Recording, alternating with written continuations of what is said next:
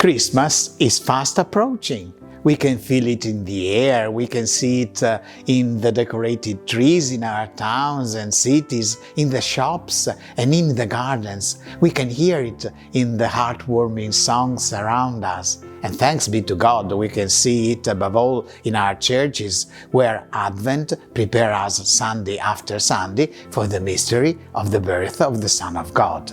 But how are we preparing for Christmas in our own homes? How are we preparing for the birth of the guest of honor? Pope Francis also wondered about this and said, a simple but effective way to prepare for Christmas is to make a nativity scene. And to underscore the value of this tradition, he decided to go to Greccio, where St. Francis made the first crib in history.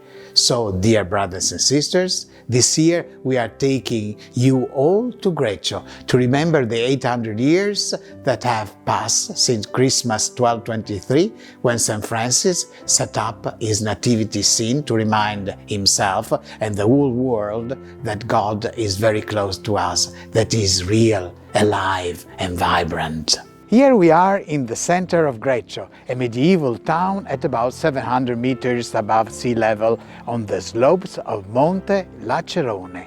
As we know, the name of this small town is mainly linked to St. Francis, who 800 years ago created the first living nativity scene near here. That is why the town is known throughout the world as the Franciscan Bethlehem. History relates that in December 1223, Francis was doing penance in preparation for Christmas in the woods near Greccio. One day, having entered the town in order to preach, he saw a child sitting by the fire. He approached the boy and asked him to throw a lit ember towards the mountain. The saint wanted to know where the Lord wished a hermitage to be built for his friars. The ember reached a rocky wall on the mountain, and that is where the Franciscan friar built their hermitage. Let's go and see it. The Hermitage of Greccio is perched on a mountain cliff, as if suspended by a mysterious gravitational force. The heart of the building is, however, the Chapel of the Nativity, which was built on the place where Francis established the first nativity scene. This cave, which is now a chapel, is the place chosen by St. Francis as the Grotto of the Nativity. The first crib was created here. In the chapel, there are several 14th century frescoes of the Giotto school. All of them have the birth of Jesus as their theme. However, the most significant one is behind the altar. The fresco depicts two nativities of Jesus, the historical one in Bethlehem, willed by God, and the one in Greccio, created by St. Francis under the Lord's inspiration. The fresco, therefore, represents the two different scenes, but placed one next to the other in full continuity. Thomas of Celano, St. Francis' first biographer, relates that Francis longed to see with his own eyes God becoming man. Therefore, on Christmas Eve, with the help of a local friend, Giovanni Velita, he chose a cave, brought a donkey and an ox, and laid the wooden feeder with straw. Finally, everything was ready, even a priest to celebrate the Holy Mass.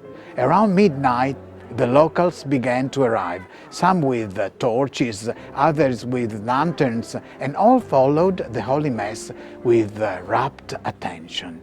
Many were so ecstatic that they said they actually saw the baby Jesus in the manger. Francis' purpose of making the mysteries of Jesus' birth visible had finally been fulfilled.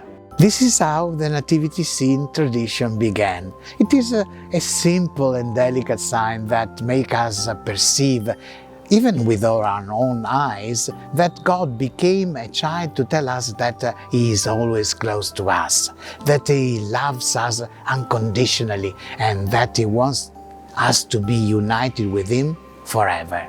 I really hope that in your homes there is a small space for your crib, not only to recall the teaching of St. Francis, but also as a sign to help you welcome Jesus into your heart, into your life.